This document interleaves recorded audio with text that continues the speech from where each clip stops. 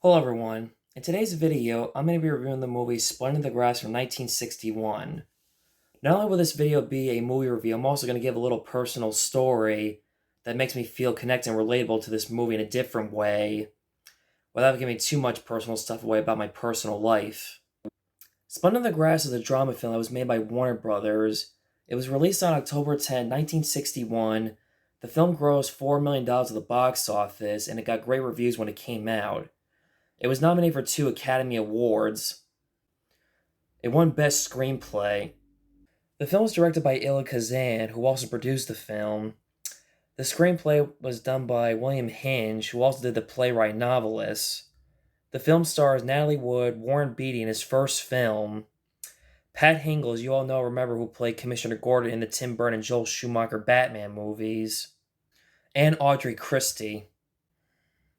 Spun in the Grass is about Bud and Deanie, who are high school sweethearts. Their reality expectation is watershed down by their parents' expectations. And both families give caution to them of not having sex.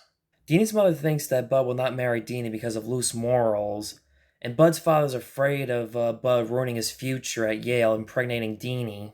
Before I dive into my thoughts on the movie, why I like the movie so much, here's my DVD copy of Splendor the Grass. This came in a Natalie Wood collection that I have of like 6 of her movies in a Warner Brothers box set. Most like teen films that you watch these days compared to like past or present generations, whether you grew up in like the 80s or 90s of watching John Hughes teen films, or like American Pie, Superbad, or Lady Bird, or Booksmart, or whatever like generation of teen films.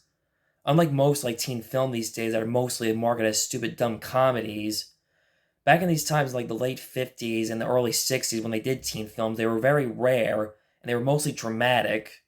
Even though I'm not really much of a teen flick film like I used to back when I was a teenager, but this and Rebel Without a Cause are probably like some of my favorite like teen flicks of all time. As I mentioned before, how like most like teen film these days are marketed down as like dumb stupid teen comedies. This is more of like a drama and depressing film showing about like teens like first love and showing how hard being a teenager can be. One thing I noticed about the film that it points out how is that the moral is that not everything goes according to plan in life, especially when we're teenagers. We think that we're going to marry our high school sweetheart and be with them for the rest of our lives. But unfortunately, that's not always the case with everyone's situation. But considering this was 1929, that was considered a norm at that time after high school, marrying your high school sweetheart.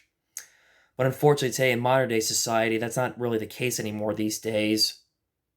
This is one of my favorite Natalie Wood movies of all time, right up there with Rebel Without a Cause, Love with a Proper Stranger, and West Side Story, Miracle on 34th Street. I think it's like one of her best movie roles ever. The movie came out the same year as West Side Story, really showed how like Natalie Wood was on her way to becoming a well-known dramatic actress, and that she was breaking her typecast as a child star and becoming an adult actress. I mentioned earlier, I'm going to compare and relate and connect to this movie compared to like my own personal real life experience when I first went through love for the first time, but not as a teenager, more as an adult. When I was a teenager, I did date somewhat here and there, but really high school does not really count so much. Character Dean is a character I can relate to and identify with, understanding what it's like going through first love, being sad, depressed, and heartbroken. But unfortunately, like all teenagers and adults, that's something that we all go through in life and experience at some point in our life, through all those motions. Scene when Deanie's like walking down the stairs and we see how her mother's like preparing dinner, and when you look at the dinner plate, I kind of point that out as like a symbol that she's not well, that she's mentally ill, and that she's not feeling right, she's feeling heartbroken and depressed, and she has no appetite.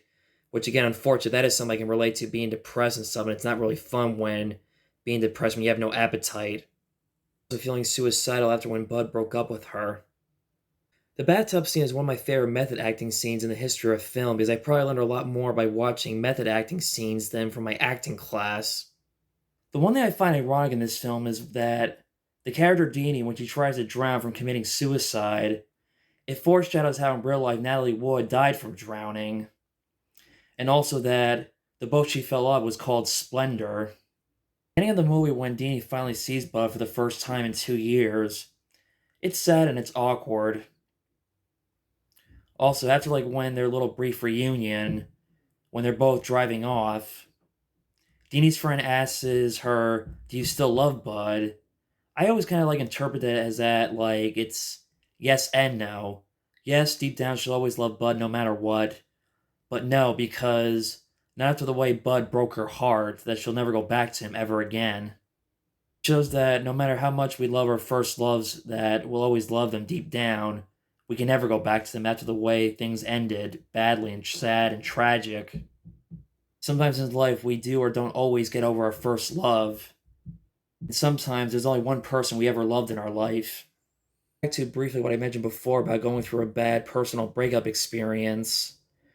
A part of me is like over my ex, but at the same time, I'm still recovering from that personal experience. I'm still a little scarred that you don't see on me, but inside of me, I still have some scars that are still recovering and healing. Most importantly, I don't want her back after the way she broke my heart. The look and expression on Deanie's face just says it all and shows how, like, even without, like, dialogue, without an answer, shows how that there is, like, no answer on whether or not she still loves Bud or not. Played by Warren Beatty in his first film, I have to say, for a first time in a movie, he was actually pretty good and solid and decent. I mean, it may not be his best film, but I'll admit, I haven't really seen a lot of Warren Beatty films. I only saw this and Dick Tracy. I've never seen Bonnie and Clyde in his other films, like Red, and at some point I would like to check those movies out. All first-time actors or directors and writers, they all got to start somewhere from the bottom and work their way up, and then eventually they get better as time goes on. It's basically Warren Beatty's, like, jump start. Bud loves Deanie, but he's afraid to disappoint his father. Father basically controls his life and makes every choice and decision for him rather than making his own life decisions. Like, he wants him to go to Yale, but Bud does not want to go to Yale, but he's only going to Yale to impress and make his father happy. Bud's father being a control freak is something that we can all relate to and identify with. People out there where they feel like their parents are controlling their kids' lives, and rather than making their own decisions, and not learning to respect their wishes. So weird is despite that Bud being a jerk for breaking Deanie's heart, despite his mistakes and flaws, I can sort of relate to identify with his father being a control freak in a different personal way. A little weird saying that despite like Bud for being a jerk for breaking Deanie's heart and his flaws and mistakes, but yet somehow it's weird I can relate to and identify with his father, the way how his father can be a control freak, not just like fathers, but just like parents in general. Strange how I can identify like with both characters in different like ways in different situations based on my life, but different though. Bud's sister telling him like not to make all your life decisions based on your father. That is something another scene I can really relate to on another personal level too. Earlier, his life does not go to plan according to how we see it. Like another example here is Bud does not go to Yale. He ends up dropping out after one semester. He doesn't marry Deanie. He ends up dropping out of Yale because he didn't want to go to Yale in the first place, and also because after the stock market crash of 1929, his father lost everything and was not able to continue his education at Yale. But then again, he didn't want to go to Yale in the first place. The plan I do have about this movie, this is like really like minor, not that big of a deal. The movie takes place in the late 20s, but I don't know why. For some reason, this film does not feel like it takes place in the 20s. It feels more like the 60s, but at the same time, the film is set in the 20s. Time for my facts about the movie. Despite playing teenagers in real life, Natalie Wood and Warren Beatty were in their early 20s. Even though Pat Hingle plays Warren Beatty's father, in real life he was 13 years older than Warren Beatty. There for the role of Bud. Filming, Pat Hingle suffered a severe several injuries where he broke every bone in his body, falling 54 feet high above an elevator shaft. It took him a full year to recover. As you can see, his character limps throughout the entire movie.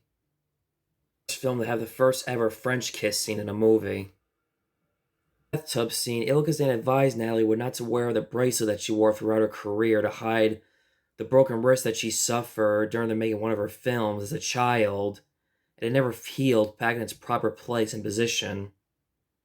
He did not like Warren Beatty. He found him very rude and arrogant. In fact, he called him mental anguish behind his back. Donnie were considered for the role of Bud. Place in Kansas, the film was shot in upstate New York and Staten Island. Barbara Loden were a couple during the making of this film, but unfortunately they had to keep that on the down low because at the time, Elia Kazan was married at the time. Her Judy Blume was inspired, named after Deanie's character from this movie. He's very talented, but at the same time, he found to be a bit of a snot. And yet, Warren Beatty learned some filmmaking techniques from Elia Kazan at the time, especially how Warren Beatty would go on to become a film director later on in his career. Lana Wood had an on and off again relationship with Warren Beatty in real life. He wanted to shoot the movie in Kansas City, but unfortunately, due to certain reasons, he ended up changing the location to be shot in New York. Leslie and Warren has said this is one of their favorite movies. Review of Splendor of the Grass. Hope you like and enjoyed it. Please like the video, hit the subscribe button, hit that notification button, get my latest updates on my YouTube channel. Thanks.